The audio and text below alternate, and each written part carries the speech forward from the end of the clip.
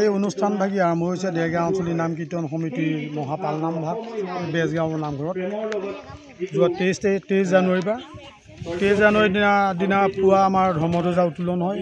এই ধৰ্মধ্বজা উত্তোলনত আমাৰ বিভিন্ন গাঁও আমাৰ সদস্য গাঁও আছে প্ৰায় 31খন গাঁৱৰ আমাৰ ব্যক্তিসকলে আহি ধৰ্মধ্বজা তেখেতসকলৰ প্ৰতিখন গাঁৱৰ উত্তোলন কৰে।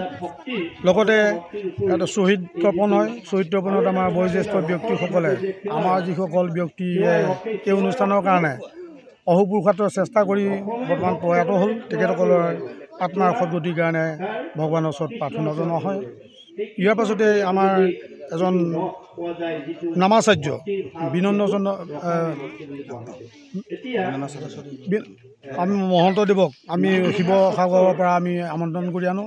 মহন্তদেৱে আহি নাম প্ৰসংগ কৰে। নাম প্ৰসংগৰ পাছতে বিভিন্ন অনুষ্ঠান হয়। সৰু সৰু ল'ৰা ছোৱালীবিলাকৰ দিহা নাম, বৰগীত, লোকগীত, নৃত্য। লগতে আপোনালোকে জানিবলৈ পাই সুখী হ'ব যে দিহাৰ সম্ৰাট কমলা গগৈয়ে আহি যোৱা ৰাতি যথেষ্ট তেখেতে দিহা নামেৰে এই অঞ্চলৰ যুৱক যুৱতীসকলক লগতে আমাৰ দেৰগাঁও আঞ্চলিক নাম কীৰ্তন সমিতিক বহুতো উপকৃত কৰিলে। পৰৱৰ্তী সময়ত ভাগৱত পাঠ আমি চলি থাকে। আজিৰ দিনত আজি 2024 তাৰিখে আমাৰ এখন ধৰ্মালোচনী সভা হয়। এই ধৰ্মালোচনী সভাত ইতিমধ্যে আমি দুজন ব্যক্তিক আমি তেখেতসকলক আমি স্মৰণ কৰোঁ। সেই দুজন হৈছে প্ৰয়াত দীন বৰা আৰু এজন হৈছে থুলেশ্বৰ কাকতি। তেওঁলোক হৈছে আমাৰ দুজন প্ৰাক্তন সম্পাদক আছিল। তেওঁলোকৰ দিনতেই এই নাম ভাগি যথেষ্ট আমাৰ আগবাঢ়ি গৈছিল। সেইকাৰণে আজি আমি তেখেতসকলৰ স্মৰণত এখনি ধৰ্মালোচনী সভা অনুষ্ঠিত কৰিছোঁ। ধৰ্মালোচনী সভাৰ মূল বিষয়বস্তু হৈছে শ্ৰী শ্ৰী মাধৱদেৱৰ নামঘোষাৰ তত্ত্ব আৰু অসমীয়া সমাজত দিয়াৰ প্ৰভাৱ। এই অনুষ্ঠানৰ কাৰণে আমি কেইবাজনো বিশিষ্ট ব্যক্তিক আমন্ত্ৰণ কৰি আনিছোঁ। ডক্টৰ ৰাতুল চন্দ্ৰ বৰা, তেখেত অৱসৰপ্ৰাপ্ত অধ্যাপক, অসম কৃষি বিশ্ববিদ্যালয় যোৰহাট। সঞ্চালক হিচাপে ডক্টৰ পংকজ ভূঞা, সহযোগী অধ্যাপক বুৰঞ্জী বিভাগ, জয়া গগৈ মহাবিদ্যালয়। আৰু উদ্বোধক হিচাপে ভাস্কৰ বৰা, অধ্যক্ষ উদয়ন একাডেমী যোৰহাট আৰু দেৰগাঁও।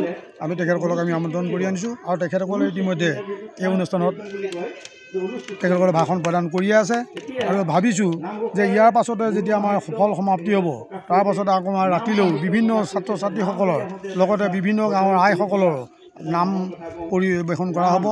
গতিকে আমি কালিলৈ 25/1/2024 তাৰিখে আমি এটা মহাপাল নাম অনুষ্ঠিত কৰিম।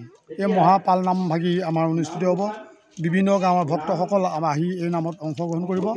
তাৰ পাছতেই আমাৰ এটা নীতি নিয়ম আছে যে দ্বিতীয় বছৰৰ কাৰণে আকৌ কোনে নাম নিমন্ত্ৰণ কৰে তাতেই আমাৰ আলোচনা হ'ব আৰু তাতে আকৌ নিমন্ত্ৰণিৰ কাৰণে শৰাই পেলাব। তাৰপাছত ভাওনাই ৰাতিলৈ সামৰণি পৰিব। ভাওনাখন হৈছে আমাৰ স্থানীয় যুৱকসকলে তেখেতসকলৰ যিসকল ডেকা যুৱক যুৱতী আছে তেখেতসকলৰ দ্বাৰা দক্ষযোগ্য ভাওনাখনি অভিনীত হ'ব আৰু সকলোৱেই ইয়াৰ কাৰণে আগ্ৰহেৰে বাট চাই আছে।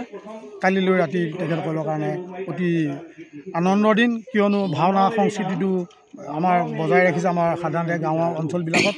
গতিকে আশা কৰিছোঁ যাতে সকলো অনুষ্ঠানে আমাৰ সফল হ'ব। আমি সঁচাকৈ খুব ভাল অনুভৱ হৈছে যে আমাৰ সমগ্ৰ গাঁওবাসীয়ে অধিক কষ্টৰে অতি কম দিনৰ ভিতৰতে এনেকুৱা এটা অনুষ্ঠান আমাৰ ইয়াত অনুষ্ঠিত কৰিবলৈ সক্ষম কৰি তুলিছে।